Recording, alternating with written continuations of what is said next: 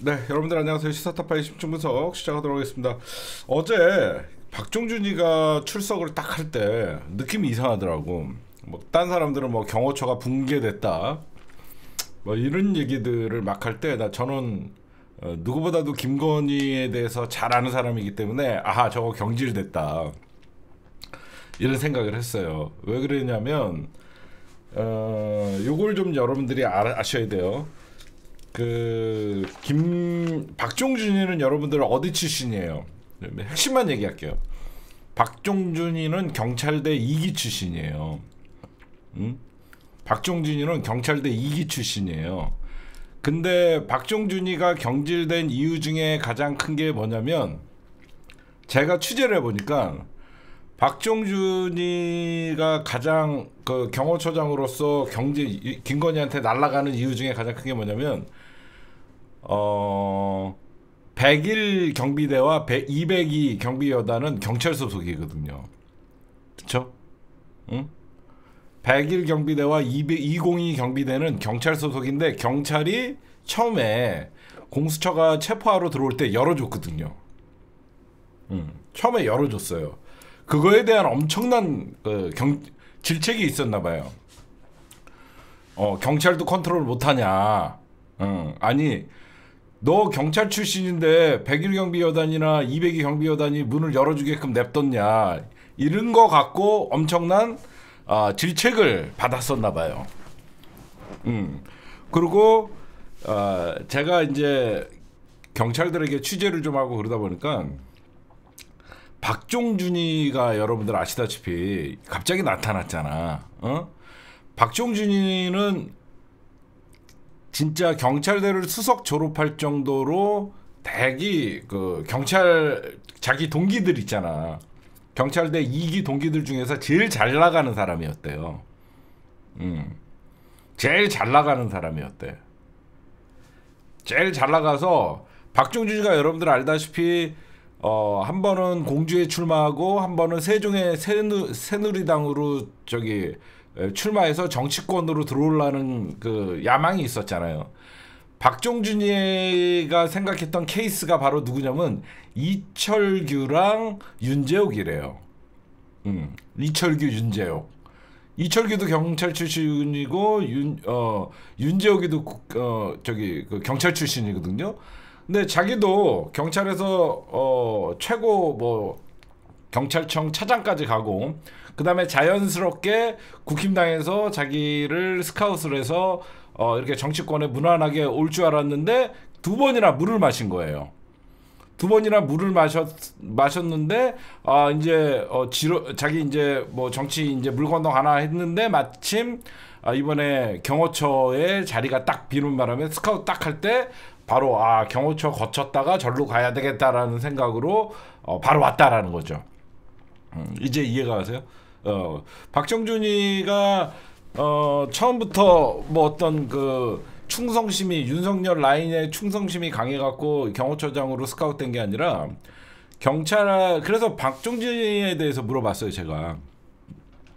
박종준이가 지금 경호처 처장을 하면서 우리는 처음에 전부 박종준이가 강하게 저항을 하고 있다라고 생각했는데, 제가 취재를 해보니까 경찰들 대부분이 뭐라고 얘기하냐면 박종준이는 굉장히 겁쟁이래요. 굉장히 겁쟁이고 몸살이고 그런 사람이었다라는 거예요.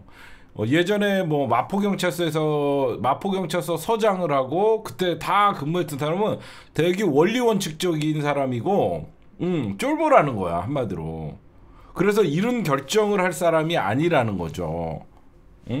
그리고 박종준이 입장에서는 여러분 생각해보세요.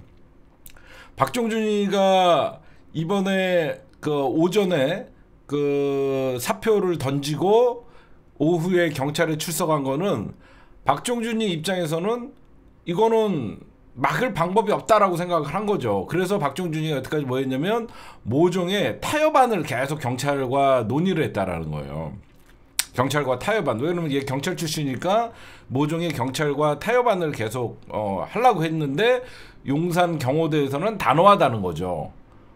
절대 체포는, 그러니까 박종준이 입장에서는 들어와서 수갑 채우지 말고 뭐 예우를 지키면서 뭐 가는 걸로 뭐 이런 식으로 계속 타협안을 어떻게든지 냈겠죠. 근데 국가수사본부나 이쪽에서는 체포의 의미는 수갑을 채우는 것이고 윤석열을 잡아들이는 건데 저쪽에서는 아예 윤석열이 경찰들이 들어오면 윤석열이가 나가서 차 타고 가는 뭐 이런 식으로 타협안을 하려고 그랬겠죠. 그 양쪽 다 거부를 당하는 거죠. 그러니까 박종준이가 쓰임새가 없는 거죠. 제가 보니까. 그래서 아까도 말씀드렸던 첫날, 그러니까 첫 번째 공수처의 어떤 진입 때 100일 경비여단과 202 경비여단이 문을 열어줬거든, 사실. 잡아가라고. 그러니까 거기서부터 경찰의 어떤 지휘권을 네가 그것도 행사 못하면서 무슨 경호처장이냐라고 하면서 경질을 당했고 그의 어떤 그 반발한, 왜 그러면 박종준이는 경찰 출신이기 때문에 3차 소환에 불응을 하면 지가 제일 먼저 잡혀갈 거라는 걸 아는 거죠. 그리고 자기는 누가 뭐라 그래도 죄를 하나 나 이제 경호처장 아니야. 나는 그 당시에는 경호처장으로서 임무를 다했을 뿐. 그러니까 얘는 앞으로 정치를 해야 될 놈이야. 미래가 있는 놈이거든, 자기가 생각할 때. 지금 김건희 입장에서는 나랑 같이 죽을 사람들이 필요한 거예요. 좀 이해하십니까? 김건희 같은 경우에는 지금 잡아가면 영원히 못 나오잖아. 윤석열이나 김건희나 윤석열이는 지금 나와 같이 죽을 사람들이 필요한데 박종준이는 정치를 하려고 그랬던 사람이란 말이야. 그래서 세 번째 소환할 때 자기는 이번에도 안 나가면 자기가 제 모든 독박을 써야 된다라는 위기감에 박종준이는 사표를 던지고 나갔는데, 더 이상한 게 뭐냐, 최상목이가 여태까지 무슨 뭐든지 자기는 권한이 없다, 여야가 합의하와라, 전광석과 같이 박종준 처장의 사표를 수리했다라는 건 무슨 말이에요? 이 내란숙의 최상목이는 지금도 김건희의 말을 듣고 윤석열의 말을 듣고 있다는 거죠. 원래대로 하면 사표 수리 안 하잖아. 대통령실에서 전부 사표 던질 때는 사표 수리 안 했잖아.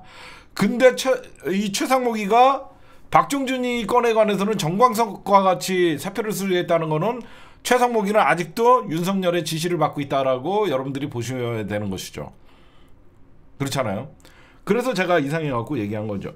얘기를 한 거고, 왜 지금 경찰들이 하나같이 이런 얘기를 하냐면요. 여러분 잘 보세요. 요거 한번 보셔요. 요 사진. 요 사진을 여러분들이 보시면 저희가 지금 관저를 비치고 있잖아요. 관저 앞에 버스가 일단 이거를 차벽을 세워놨잖아요. 그 다음에 여기 요 위치로 해갖고 쭉 일자로 이렇게 서 있던 차들이 지금 내려와갖고 이렇게 막고 있잖아요. 이거는 경호처가 해보지 않는, 즉 경호처는 이런 방법으로 경호를 하지 않는다는 거예요. 단 한 번도 현직 대통령을 체포하러 간 일이 없기 때문에 이런 일은 누구냐? 경찰이 하는 일이라는 거예요. 처음에 이런 방법들은 경찰 출신 박종준이가 여태까지 경찰에서 터득한 어떤 그 지식으로 경찰 버스를 동원해갖고 앞에다가 막고 옆에 경찰들, 이게 언제부터 했냐면 우리가 예전에 이명박 때의 명박산성이라고 하면서 이거는 경찰의 수법이라는 거죠. 응? 여러분들이 보셔도 그렇죠. 이런 방법들은 경호처에서는 단 한 번도 써보지를 않은 방법들이래요. 근데 이런 방법들을 쓰는 자체가, 이거는 박종준이가 처음에 이거 기획을 한 거죠. 이거 보세요. 제가 얘기했잖아요. 일자로 여기에 쫙 서 있던 차들이 이렇게 내려오는 거죠. 이거를 여러분들 가로로 막지 않고 세로로 막은 이유는, 가로로 막으면 밀어서 넘어뜨릴 수 있다라는 거예요. 가로로 막으면 밑에 로프를 설치하고 그러면 넘어질 수 있기 때문에 일부러 한 대면 막을 거를 세 대로 이렇게 막아버린 겁니다. 버스도 넘어지잖아. 근데 버스는 밑에다가 뭐 타이어에다가 와이어 끼워갖고 잡아 당기면 넘어지는데, 이렇게 세로로 하면 넘어질 일이 없잖아요. 이거는 전통적인 이명박 때나 경찰들이 민주노총 집회를 막을 때 그런 스킬을 발휘한 것이다 라고 여러분들이 보시면 될 것 같고, 그 다음에 여러분들이 이제 또 그 어디에서도 얘기하는 거를 제가 좀 취재를 했습니다. 뭐가 있냐면, 지금 윤석열 체포를 해서 전국 경찰들을 소집하고 있죠. 지금 공수처가 어떻게 얘기해야 되나? 지금 여러분들이 알고 있는 것은 결국은 공수처는 국가수사본부, 국가수사본부가 경찰을 동원하는 그런 구조잖아요. 근데 경찰 안에서 국가수사본부에 대해서 좋게 보지를 않는다는 거예요. 저도 이해가 가더라고요. 여러분들 이게 무슨 말이냐면 국가수사본부 누가 만들었습니까? 국가수사본부를 누가 만들었어요? 윤석열이 만들었죠. 그래갖고 국가수사본부를 주도한 게 누구예요? 윤희근이에요. 윤희근 경찰청장이 국가수사본부를 만들면서 그 국가수사본부에 지금 모여있는 인간들은 사실상 윤석열 정부의 충성파들이라는 거죠. 윤희근이가 지금 여러분들 알다시피 윤석열 정부의 국가 충성파들만 출세를 위해서 갔던 인간들이라는 거예요. 지금 그래갖고 지금 국수본이 경찰이 컨트롤되지 않는 이유, 그래서 경찰청 차장이나 국수본이 잘 협조가 되지 않았던 이유가 그런 게 있다라는 거예요. 그래서 처음에 그 어떤 서로의 공조나 이런 것들이 좀 마찰이 있었다라는 얘기들이 돌고요. 지금 여러분들 윤희근이가 누군지 아시죠? 윤희근이는 윤곽근, 지금 윤석열 변호인단의 바로 동생이죠. 아시겠어요? 윤희근이는 윤곽근의 동생이에요. 그래서 가장 윤석열과의 절친인 윤곽근의 동생이 경찰청장까지 된 거거든요. 윤곽근의 동생이 지금 윤희근이거든요. 그래갖고 지금 윤곽근의 인간들이 국수본에 남아있는 사람들이 있고, 뭐 사촌 동생. 지금 여러분들 알다시피 윤곽근이 만들었던 지금 다 구성을 했잖아. 지금 다 세팅을 해놓은 국가수사본부에 남아있는 그 국수본의 인간들이 있고, 여러분들 알다시피 윤희근이가 얘는 국회의원이 되려고 노력을 부단히 했었습니다. 그래서 작년 어떤 뭐 참사 같은 거 날 때도, 용산 참사 일어날 때도 충청 지역에 엄청난 경찰청장이 자기 지역구 나갈 때를 찾아가서 거기 지역 활동을 하고 막 그랬었거든요. 지금 제가 알아보니까, 제가 취재를 해보니까 현재 지금 가장 중요한 게 뭐냐면 경비 라인이죠. 지금 대통령실을 뚫고 들어가려 그러면 경비 라인이 대부분 윤희근 라인이었다라는 거예요. 지금 경비 라인이. 그래서 지금 이진아라고 얘기가 나오잖아요. 얘가 경비안전본부장이잖아요. 그래서 하여튼 요런 내용이 좀 있더라고. 아니, 국수본을 문재인 정부 때 만들었는데 국가수사본부장이나 뭐 이런 사람들이 바뀐 게 다 윤석열이 다시 제대로 세팅을 한 거잖아요. 그렇잖아? 그래갖고 우리가 공수처를 통과하면서 국가수사본부를 만들었지만 윤석열이가 다 바꿨잖아. 지 맘대로. 그래갖고 우리가 옛날에 그 예전 경찰청 앞에서 국수본 해체하라라고 데모도 했었거든요. 응? 우리가 그때 국수본 해체하라라고 할 때 경찰 내부에서 그 당시에 돌던 얘기가 뭐냐면 서로 국가수사본부에 가려고 난리치는 경찰 내 엘리트 진급 코스가 국수본이 됐었거든요. 응? 그래갖고 하여튼 그런 일이 있었고, 그 오늘 여러분들 보시면요, 민주당의, 그래서 박종준이가 경호처장이었잖아. 이 박종준이가 경호처장이 누구랑 이번에 딜을 시도했었냐? 이번에 큰일한 사람이 누구냐면 민주당의 이상식 의원입니다. 취재 많이 했죠. 지금 경호처장 출신인 박종준이가 어떻게든지 중간에 유혈 사태가 발생하지 않고 윤석열을 체포할 수 있게끔 협조를 하려고 중간에 딜을 했던 게 누구냐면 민주당의 이상식 의원이에요. 이상식 의원은 누구냐? 바로 정보국장 출신이에요. 경찰 정보국장 출신이다 보니까 같은 경찰 라인이었던 거야. 그래서 지금 경찰 내부에서 일어나는 일들이나 이런 것들은 민주당의 이상식 의원이 정보를 제일 많이 갖고 있어요. 지금 정보를 제일 많이 갖고 있는 게 경찰 내부의 움직임이나 어떤 새끼 쳐야 된다, 저 새끼 윤석열 라인이다, 국수원에 누가 남아갖고 방해한다, 이런 것들을 민주당의 이상식 의원이 정보국장이면요 경찰 정보의 우두머리인 거예요. 거의 그렇잖아. 다 알고 있는 거, 다 듣고 있는 거지. 여기저기서 막 정보가. 왜냐면 지금 경호처에 대해서 좀 설명을 해드릴게요. 경호처가 지금 한 뭐 750명, 700명이 있다고 얘기를 합니다. 거기서 경호처는 따로 공채로 뽑아요. 따로 공채로 뽑는 게 있고, 경찰에서 파견돼서 대통령 경호 임무를 하는 사람들이 있죠. 그러니까 경찰에서 파견된 사람들은 대부분 이제 한 발짝 뒤에 있겠죠. 왜 그러면 이 사람들은 경호처를 경찰들이 왜 파견 나가느냐면요, 경찰 일선 경찰에서 근무를 하다가 경호처에 파견을 나가면 승진 코스예요. 승진 코스. 일선 경찰서에 있다가 경호처에 파견을 나가면 거기 한번 근무하고 돌아오면 뭐 자기가 현재 갖고 있던 계급에서 1계급 승진을 하는 그런 케이스예요. 그러다 보니까 지금 경호처에 경찰이 파견 나갔던 사람들은 대부분 원대 복귀를 희망하거나, 왜? 거기 있다가는 범법자 되거든. 그러니까 있을 필요가 없는 거예요. 그래서 오리지널 여러분들에게 알려드리면, 지금 박정준이가 제가 이상했던 게, 아침에 나가면서 경찰 조사에 3차 소환 불응을 하면 자기는, 왜? 어차피 경찰은 자기가 그 경찰 출신이다 보니까 경찰이 이거는 100% 들어온다라고 생각을 하고 있는데, 자기가 제일 먼저 체포당할 거 아니에요? 그러면 자기가 체포당할 때는 경호처 직원들이 자기 체포를 말리지는 않을 거 아니에요. 대통령은 경호라는 게 있지만 경호처장 경호는 없거든요. 그러니까 박정준이는 강제 연행당하고 구속 상태에서 죄값을 봐야 되고, 자기가 정치적 미래도 꺾이죠.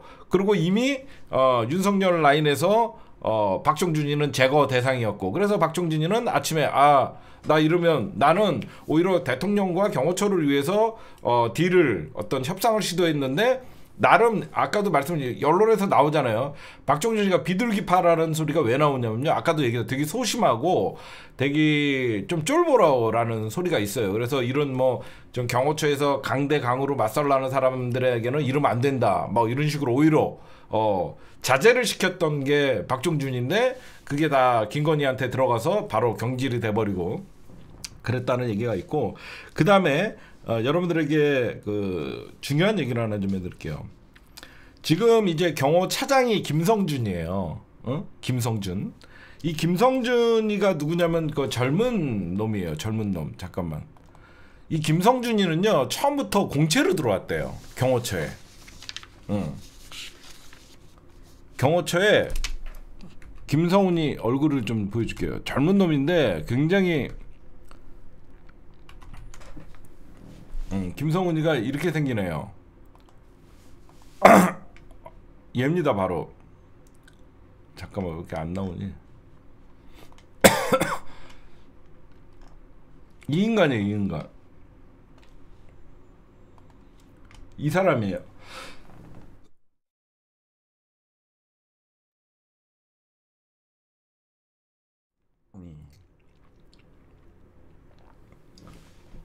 그러니까 얘는 경력을 보시면 경호처 공무원으로 임용이 된 거예요. 아니, 그냥 1996년, 그러니까 경호처 7급이거든요. 경호처 직원들은 7급 공무원으로 그냥 대통령 경호실에 자기가 들어왔고, 언제 임명이 되냐면 차장으로 윤석열이 가장 힘 빠져 2024년 5월에 임명이 됐는데, 얘는 그냥 김건희 라인이에요. 김건희 라인이 바로 김성훈, 이광우, 얘네들은 다 공채입니다.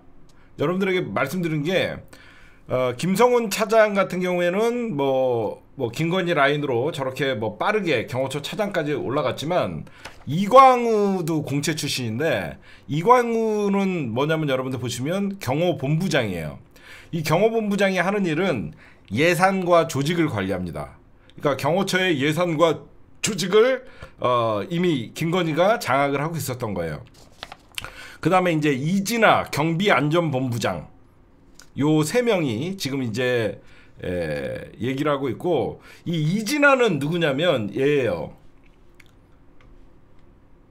제가 하나하나 좀 찾아봤는데 이진아는 이렇게 생겼더라고요. 얘가 김성훈 차장이고 이진아 어디 갔지? 제 국회에서 나올 때 얘기하는 거 봐도 되게 건방지거든요. 잠깐만요.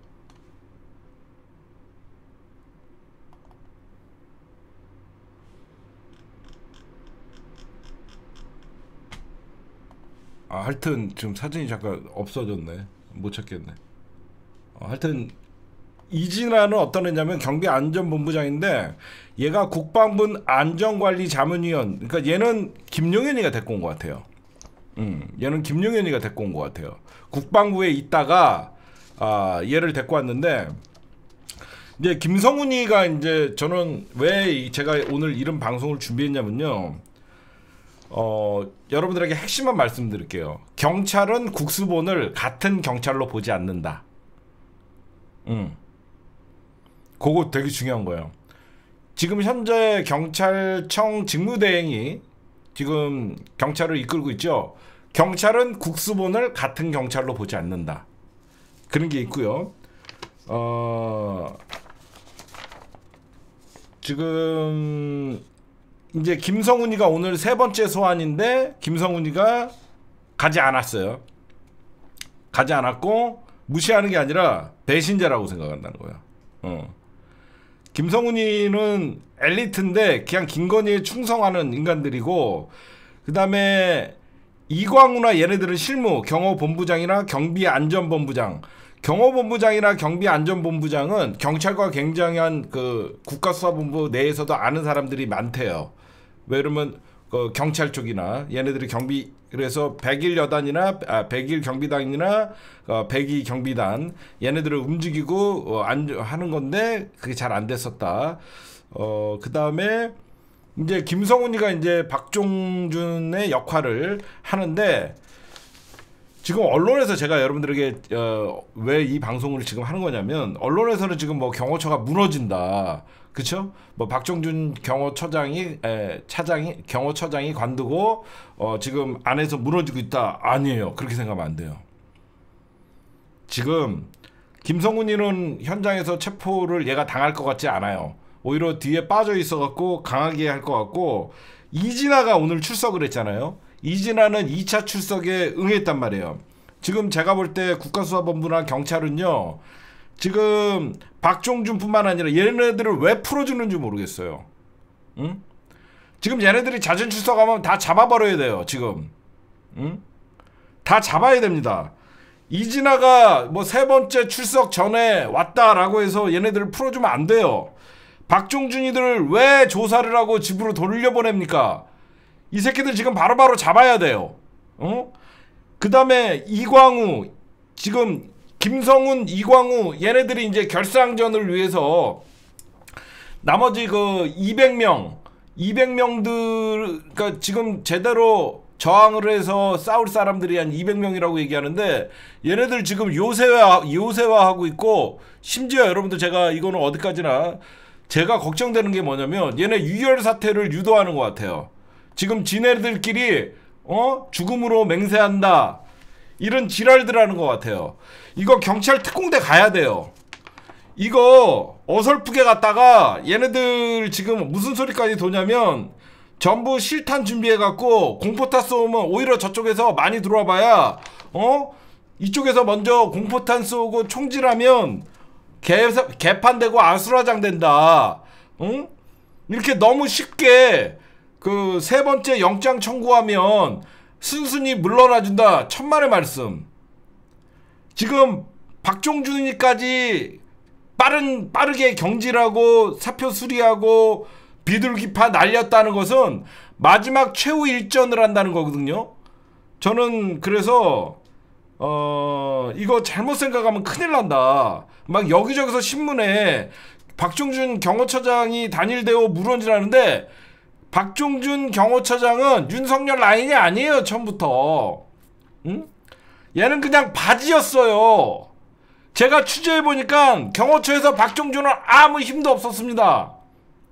그냥 지금 제가 취재하면서 느낀 게 김용현이가 경호처장 할 때는 당연히 김용현이가 힘이 셌죠. 박정준이는 바지였어요. 바지였고 실세들이 김성우, 이광우, 이진아 얘네들이 다 했고 그냥 박정준이는 그냥 여기 거쳐서 다음 뭐 지자체 선거나 이런데 나가려고 잠깐 있던 애들이에요. 응? 지금 사람들이 막 경호처장이 뭐 거의 자수하다시피 했다. 뭐 경호처가 균열이다. 물론 경호처가 사지에 몰린 건 맞지만 제가 심각하게 보는 건 뭐냐면 오히려 요새화됐습니다. 오히려 관저가 요새화됐고 지금 완전한 김건희 충성파들만 나오다 보니까 얘네들은 지금 죽음을 불사하고 지금 덤빌 수 있어요. 그래서 제가 얘네들 먼저 다 체포해야 돼요. 지금 왜 돌려보내줍니까? 김성훈, 이광우, 이진아 이 세 놈, 박종준 넷까지 다 지금 체포를 해야지. 지금 김성훈이는 다 해놓고 자기 출석 안 하잖아요. 응?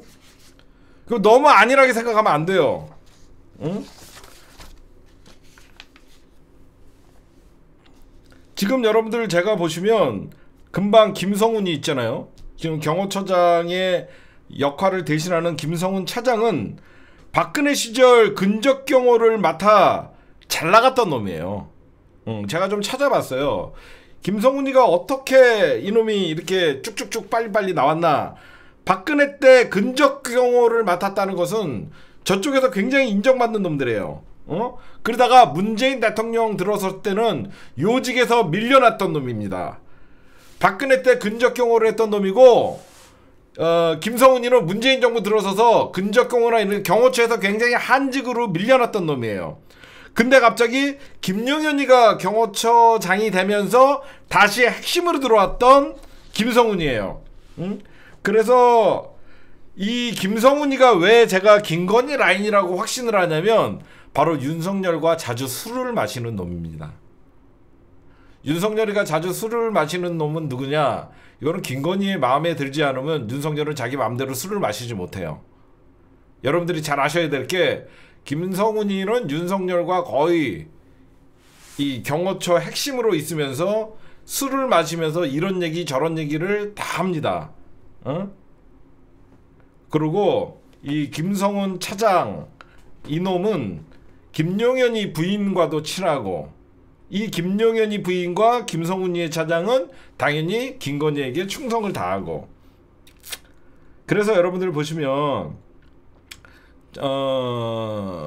뭐 김용현 파는 김건희에게 충성파거든요. 그러다 보니까 대통령실을 지네가 자주유지를 했고 그 버스 차벽이나 철조망 이런 것들 또 전부 저기 유니근 경비 라인들이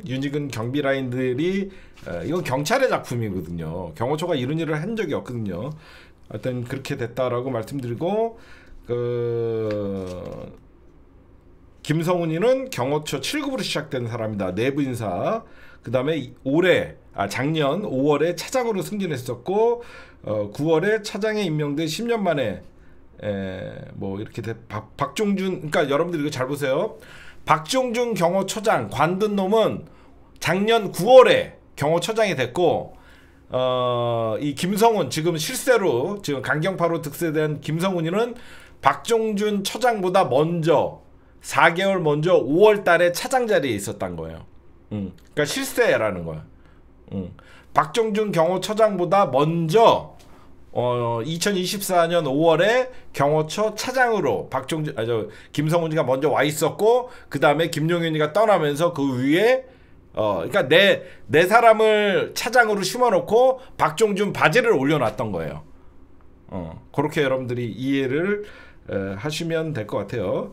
여러분들 아시다시피 경호처 차장은 김성훈이가 경호처 차장하기 전에 그 전에 누가 있었냐? 바로 김종철 현재 병무청장이 김성훈 자리에 있던 사람이고 그래서 박종준 현 경호처장은 2010년 이 사람은 경찰 엘리트 출신이고 경찰 내 내부에서는 그냥 국회의원이 되려고 경찰 옷을 벗었다. 이게 정론입니다. 그래서 굉장히 비둘기파고 소심한 근데 김건희는 지금 사지에 몰린 도관에 든 쥐다 보니까 결사항전이 필요하고 윤석열은 절대 수갑은 못 찬다예요. 지금 들리는 소리는 왜 경호처가 저렇게 무리수를 두고 뭐 내전이니 이런 개소리를 하냐면 절대 자기는 수갑 차거나 체포되지 않겠다. 좀만 버티면 얘네들이 착각하는 게 조금만 버티면 얘네들도 그냥 불구속으로 재판을 진행할 것이다. 이 생각을 한다는 거예요.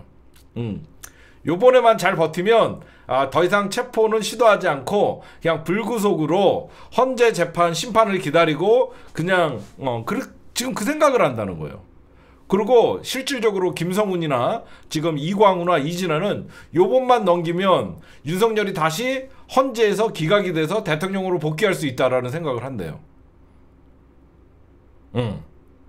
이 새끼들이 전부 주술에 김건희와 함께 지금 요번 고비만 넘기면 윤석열은 다시 헌재에서 기각돼서 살아온다라는 생각을 갖고 이지랄을 떨고 있고, 박종준 경호처장은 아니다, 이건 끝났다, 이거는 경찰을 당신들이 몰라서 그런다. 이제 이해가 가세요?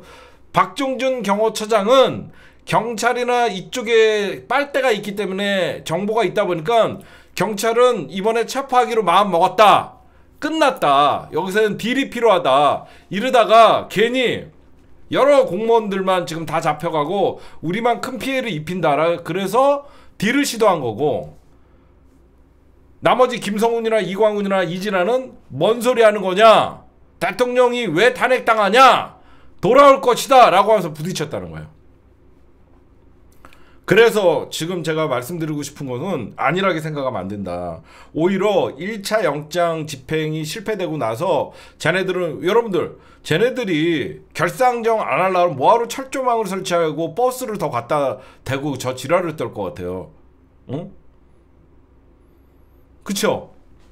쟤네들이, 여러분들 박종준이가 왜 사표까지 던지면서 왜 경질당하면서 왜 축출당하면 김건희 라인에서 날아갈 정도면, 박정준이는 경찰에 대해서 알고 경찰의 규모나 이런 것들에 대해서 잘 알기 때문에 이거는 싸울 수 없는 행동이고 잘못하다가 우리가 큰 피해를 당한다라고 생각을 하는데, 왜 그런 얘기를 현실감 있게 해주니까 전부 경호처들이 동요를 하고 안에서, 왜 그러면 경호처장 또 다른 사람들이 있을 거 아니에요. 쟤네들이 만약에 순수했니 뭐 대통령에게 예우를 지켜라, 체포할 때 뭐 이런 것들을 조율이 된다 그러면 저렇게 철조망을 치거나 경찰 버스를 동원할 필요가 없는데, 지금 어쨌든 경찰도 제가 지금 얘기하는 것들에 정보가 있을 거예요. 지금 체포영장의 기간이 27일까지래요. 뭐 이건 아마 나왔죠, 언론에 나왔으니까 뭐 엠바고 아닐 거예요. 지금 27일까지 그러니까 2차 체포영장은 1월 27일까지 발부가 돼 있다라고 지금 얘기들이 나오고 있습니다. 시간은 많다. 그래서 첫 번째 경찰 국가수사본부와 지금 공수처의 작전은 처음에 박정규가 3차 소환해서 끌어내고 출두 안 하면 체포영장을 법원에다 청구해갖고 박종규를 현장에서 끌어내갖고 수갑을 채우고, 그러니까 오늘 10일이 박정규 마지막 3차였고 오늘이 김성훈 차장, 박종규 대리하는 차장이 오늘이 3차 소환이었고요. 3차 소환이니까 이제 국가수사본부나 공수처는 김성훈 차장, 현재 김건희파인 김성훈이를 법원에다가 체포영장 청구를 하겠죠. 그 다음에 이제 이진아는 오늘 출석을 했어요. 얘는 오늘 두 번째거든요. 2차 소환인데 얘는 왔다라는 것은 김성훈이는 체포를 각오하고 있다라는 거예요. 그래서 제가 굉장히 결사항전의 느낌이 난다는 게, 얘네들이 이제 순순히 막는 척만, 여기저기서 이제 막는 척만 할 것이다라는 얘기들이 있는데 그게 아니라는 거예요. 그쵸? 만약에 김성훈 차장도 어쩔 수 없이 막고 있는 처지다 이러면 세 번째는 나올 수가 있는데, 얘는 지금 안 나오는 거예요. 안 나오고 이제는 뭐 공수처가 김성훈 체포영장을 청구해갖고 영장이 발부되더라도 윤석열과 함께 뭐 산화하겠다 이런 굉장한 생각들을 하고 있다. 그래서 제가 취재해본 거는 월요일날 1차적으로 들어갈 확률이 되게 높고 무조건 설 전에는 끝낸다. 너무 답답해서 경찰도 지금 뭘 하는지 좀 알려드릴게요. 월, 화, 수 3일 중에 들어가는데 월요일이 가장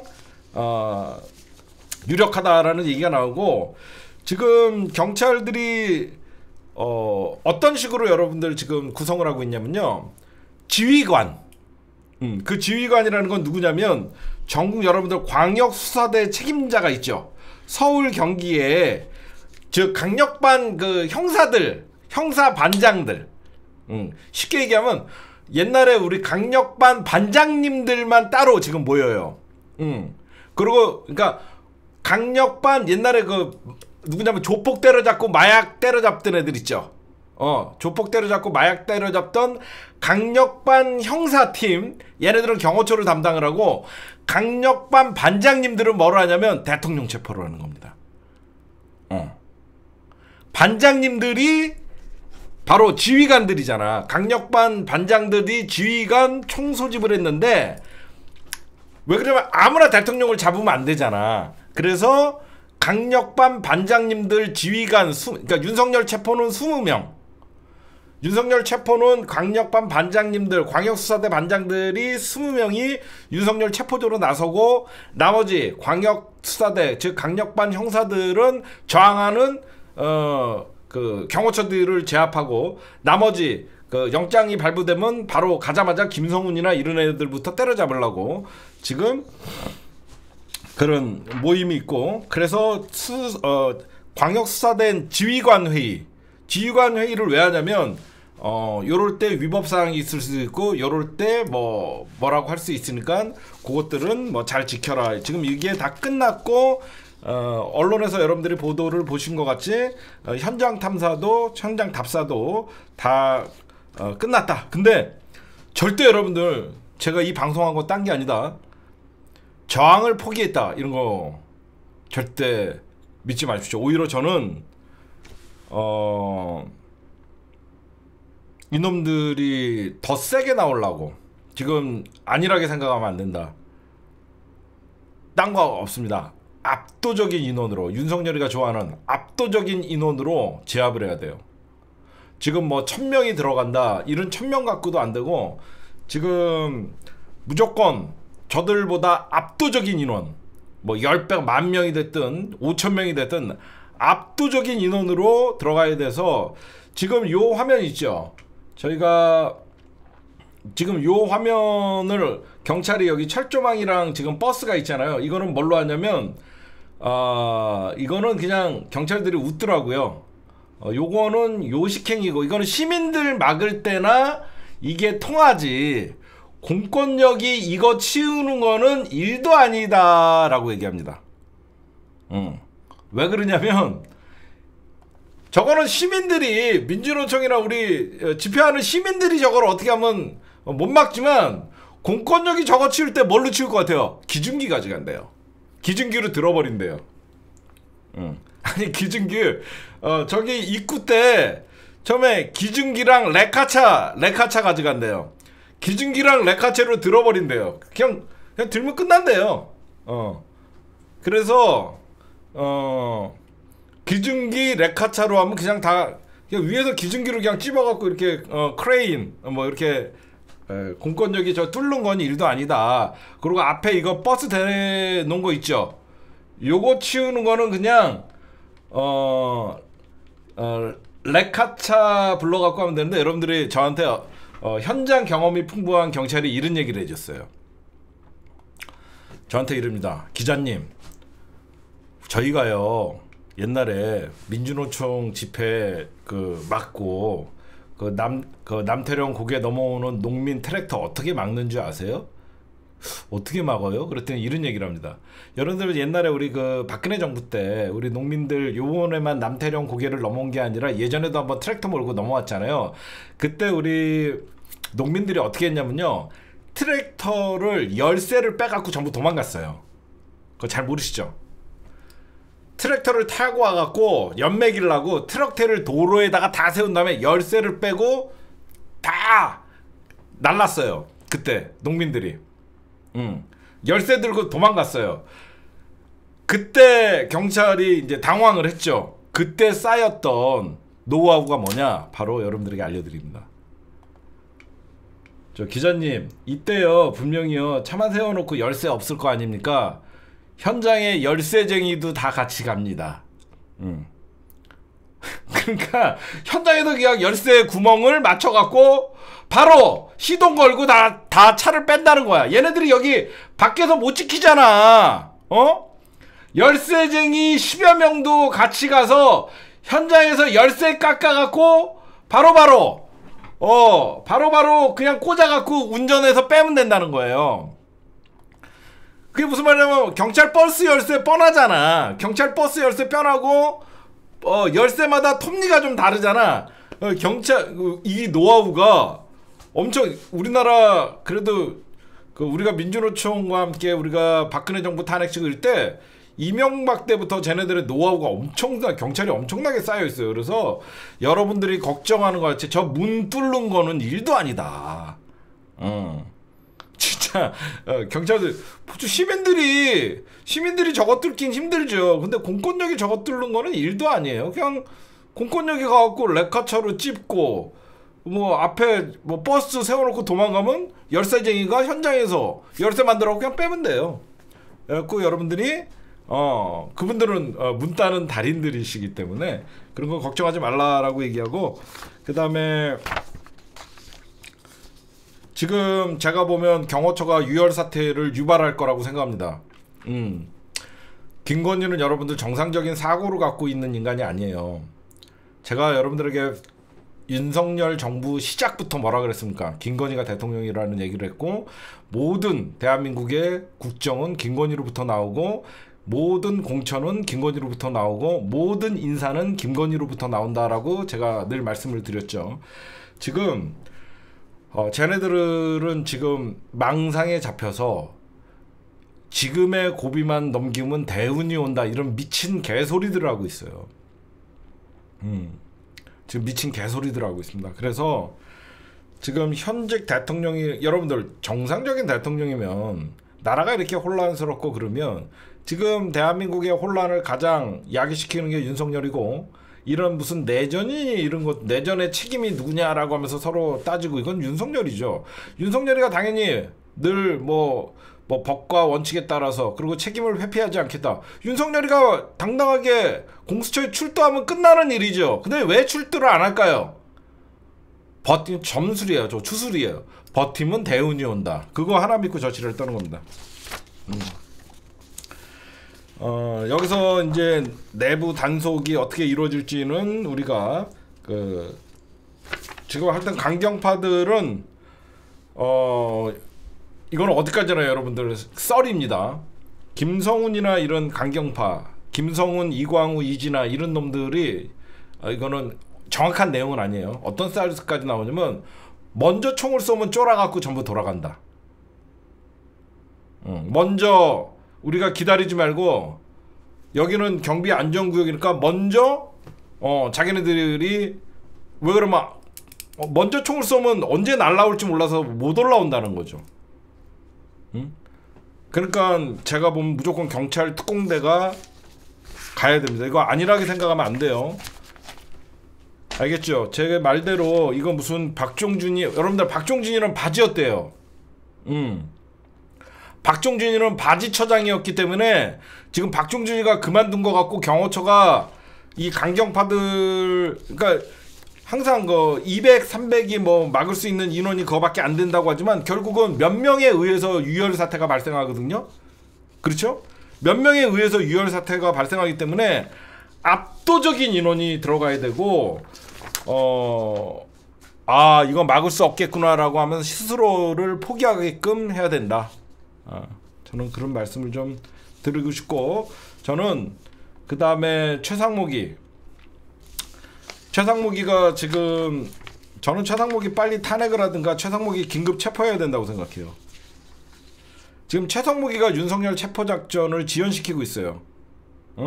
최성무기가 지금 뭐 특검을 합의해 와라, 딴 거를 합의하는데 박종준 경호처장 자기는 권한이 없어갖고 뭐 아무것도 뭐 헌재재판소장도 뭐 합의를 해갖고 오라, 마은혁 재판관 이런 얘기를 하는데, 이거는 바로 박종준 경호처장을 사직 처리를 한 것은, 이건 최상무기는 지금도 윤석열 얘기 듣고 있다, 확실해졌기 때문에.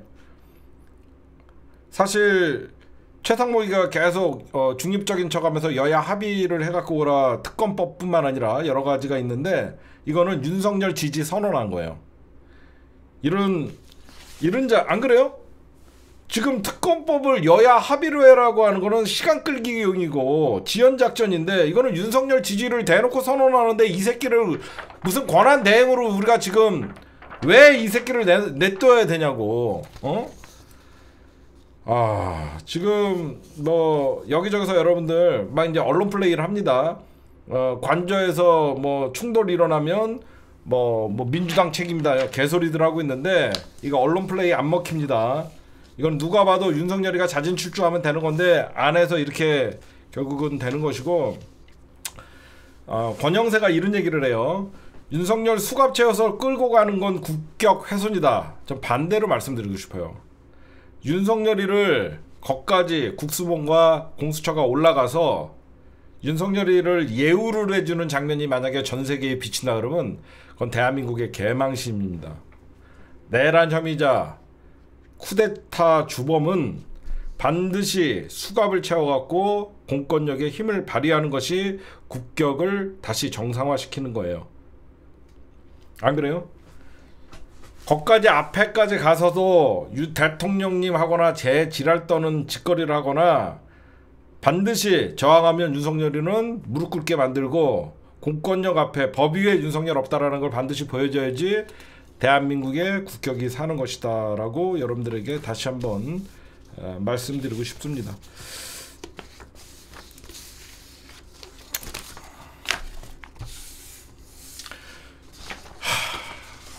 제가 이거를 취재하면서 너무 허탈하더라고. 경찰들이 얘기를 많이 해주더라고요. 이렇게 됐구나. 윤곽근이의 사촌동생이 윤희근이가 그래서 국가수사본부장으로 가면서 윤희근이가 경찰의 경비 라인을 다 이미 손을 댔었고, 그러다 보니까 이런 김성훈이나 이광훈이나 이진아는 유일하게 윤석열과 김건희에게만 충성하는 인간들. 그래서 실질적으로 김성훈이는 지난 2024년 작년 5월 달에 와갖고 이미 차장 역할을 하고 있었고, 박종준이는 지난해 9월에 왔어요. 그러니까 3개월 만에 지금 거의 날아간 거거든요. 그냥 바지였었고, 이번에 바지 박종준이가 가장 날아가는데 역할을 했던 게 101 경비단과 202 경비단이 요번에 공수처가 1차 집행을 할 때 앞에서 막지 않고 문을 열어주는 것을 오히려 박종준이를 경질을 했고, 책임을 물었고, 그래서 박종준이는 지금 이거는 굉장히 비둘기파고 협상을 해야 된다, 언제까지 이렇게 할 수 없다라고 얘기했다가 바로 날아갔고, 그리고 국수본에 있는 경찰들을 일선에 있는 현장에 있는 경찰들은 같은 경찰로 보지 않는다. 처음에 윤석열 정부에서 출세 위주로 국수본은 무조건 승진 케이스가 되기 때문에 출세를 위해서 갔던 경찰들이라서 처음에부터 국수본이랑은 협조가 쉽지는 않았다. 이런 얘기들이 많이 돌고 있습니다. 네, 제가 내일 또 굉장히 중요한 분을 만나갖고 이 경찰 현재 경호처에 있다가 나오신 분이 있습니다. 최근에 알려지지 않는데 경찰에서 파견돼서 경호처에 갔다가 거기서 지난주인가 나오신 분이 있어요. 그래서 제가 경호처 사정을 좀 듣기로 했습니다.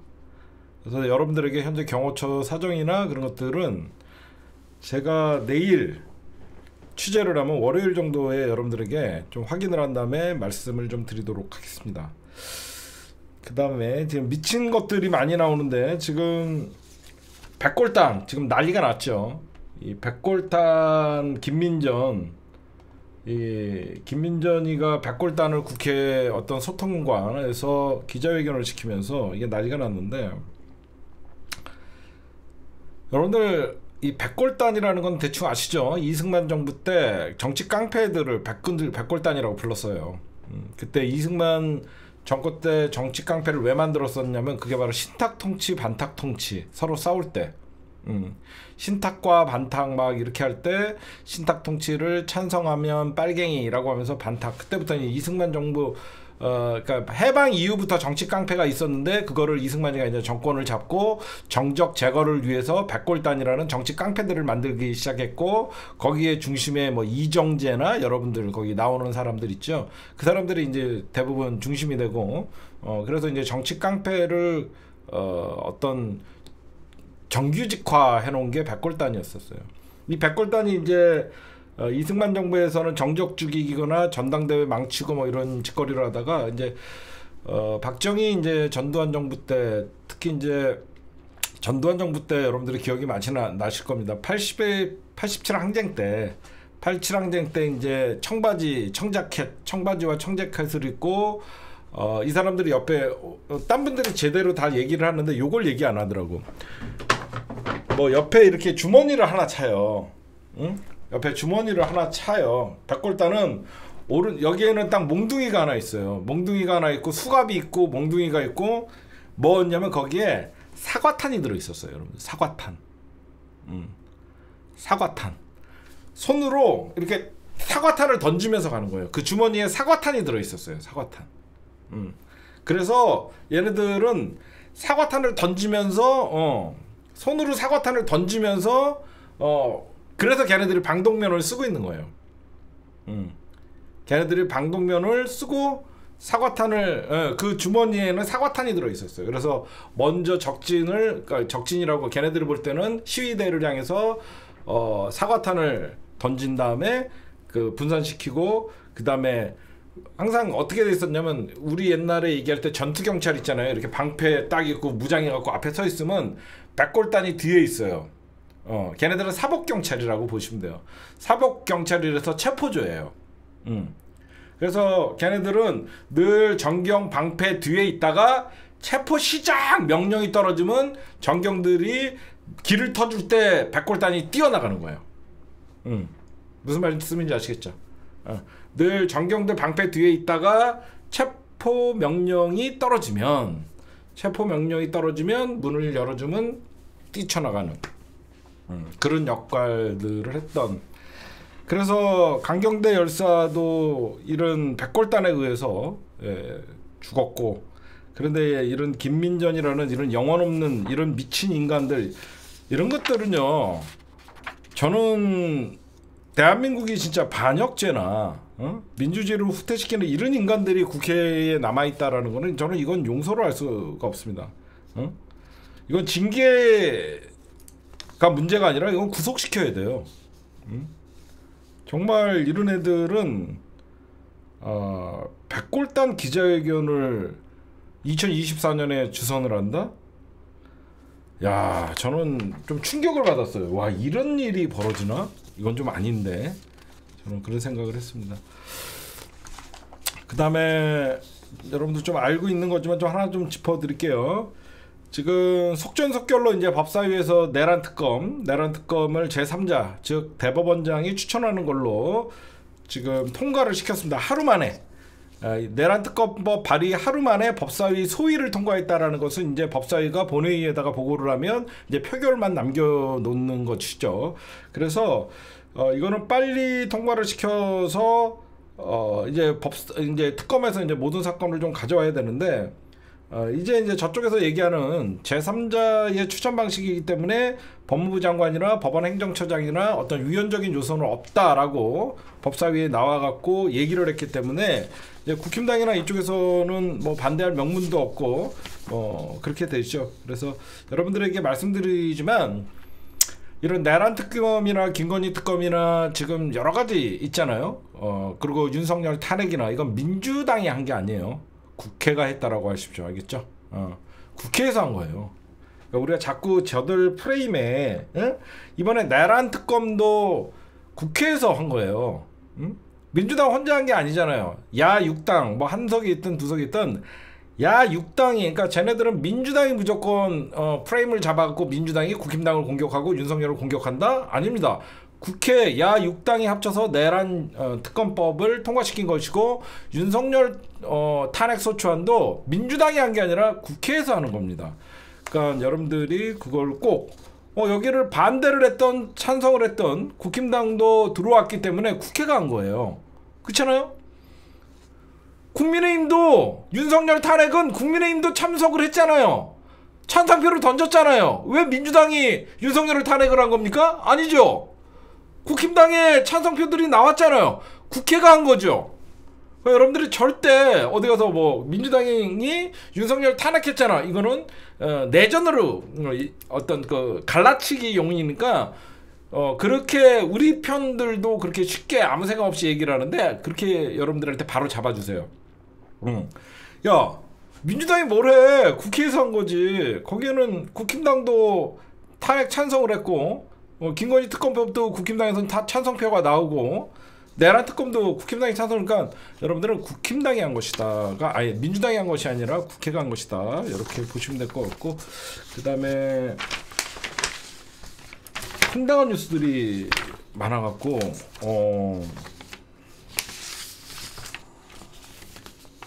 제가 보면 갑자기 여러분들 김민전이가 미쳤나라고 생각한 적이 있어요. 그쵸?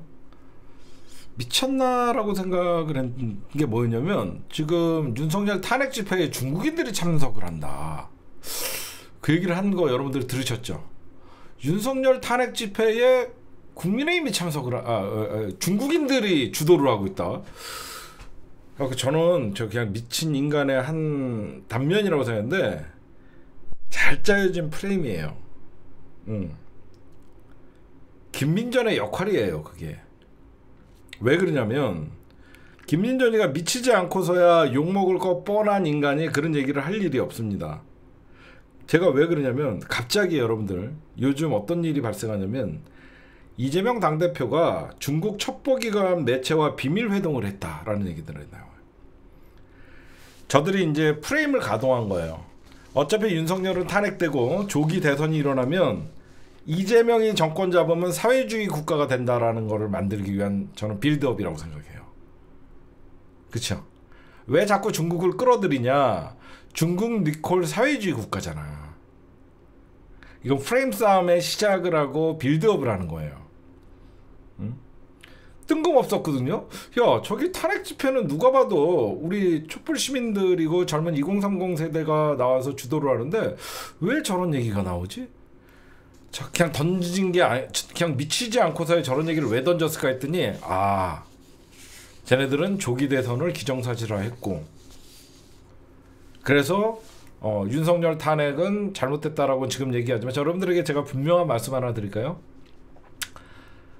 권난동이나 권영세 있죠. 뭐 나국상 이런 애들이 지금 뭐 윤석열 편에 서는 것 같죠. 윤석열이 딱 체포되고 윤석열이 2월 15일에서 20일 사이에 이제 탄핵안이 확정되잖아요.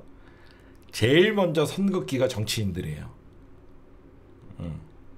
그래서 김건희나 윤석열이나 정치인들을 별로 좋아하지 않아요. 그래서 이렇게 늘공들 있잖아. 그래서 왜 박종준이를 날렸냐? 박종준은 정치인 출신이잖아요. 경찰하다가 새로운 미래, 새누리당 공천을 받으려고 했던. 그러니까 정치인들은 자기의 미래를 본단 말이에요. 근데 이 늘공이나 이렇게 같이 죽자라고 덤비는 새끼들은 김건희나 윤석열이가 원하는 스타일이거든요. 제가 보세요. 예전에 제가 3년 전에 이런 얘기를 해요. 윤석열 직권 초비에. 윤석열 지금은 검찰에 의해서 야당을 탄압을 하고 본인의 정권 경호대로 자기가 써먹고 있지만 결국 윤석열은 대통령이 되는 순간 검찰이 볼 때는 이제 본인들의 상관이 아니다. 결국은 윤석열은 검찰에 의해서 칼을 맞을 것이다 라고 얘기를 한 적이 있고 그 이후에 결국 국힘당이 살기 위해서는 이런 용병이 필요한 게 아니라 앞으로는 국힘당이 왜 그러면 윤석열이 정권을 잡고 나서 국힘당 정치 세력들이 다 죽었거든요, 사실. 과거 뭐 4선하던 5선하던 그런 사람들이 사실 씨가 말랐잖아요. 말도 못하고 친윤이냐 아니냐 이런 얘기들을 하게끔만 됐고, 그 다음에 여러분들에게 요거 김민전이가 지금 우리 민주시민들 촛불 집회에 중국인들이 대거 참석한다는 그냥 던진 게 아니다. 지금 여기저기서 이제 조중동 프레임이나 이런 건 뭐냐면 이재명은 안 된다로 가는 거예요. 국힘당이 잘못을 하고 윤석열이 탄핵당했지만 이재명만큼은 막아야 된다. 이재명이 정권 잡으면 사회주의 국가가 된다. 이런 철진한 이념 논쟁을 하기 위해서, 근데 이게 먹히기 때문에 이거를 나름 해서 지지층을 결집시키려고 하는 겁니다. 그거 여러분들이 좀 유념해서 볼 때 이게 말이 안 되는 게, 동아일보 간부가 중국 특파원, 이재명 만남 주선, 뭐 이런 말 같지도 않은 소리를 해요. 응? 그래서 민주당은 친중 프레임, 사회주의 국가의 선택의 기로 있다. 그럼 저 새끼들은 또 태극기 들고 와갖고 자유민주주의 수호해야 된다라고 하면서 지랄들을 하겠죠. 그 프레임이에요. 그 다음에 제가 여러분들 윤석열 지금 내란 특검이 왜 빨리 특검이 어떻게든지 제3자가 됐든 통과가 돼야 되냐면요. 특검이 통과되면 현재 최상목이나 지금 권한대행들, 국무위원들 처벌받지 않은 놈들이 너무 많아요. 그쵸? 지금 내란에 깊숙이 관련돼 있던 새끼들이 모든 권력을 잡고 있는데, 특검이 출발하게 되면 이 내란에 관련돼 있던 새끼들을 전부 잡아넣을 수가 있어요. 여러분들 지금 그런 것들을 좀, 그래서 특검이 그래서 필요한 겁니다. 특검이 딱 출범하는 순간 먼저 국무위원들부터 다 조져버려야 되고, 그 다음에 거기에 가담했던 자들, 지금 가담해놓고 아닌 척하는 새끼들이 솔직히 얼마나 많습니까? 그래서 이런 것들이 좀 여러분들이 보셔야 되는 포인트들이 있다, 말씀드리고, 그 다음에 또 아까 제가 뭔가를 하나 좀 말씀 드려야 되는 게 또 뭐였죠? 하나 까먹었다.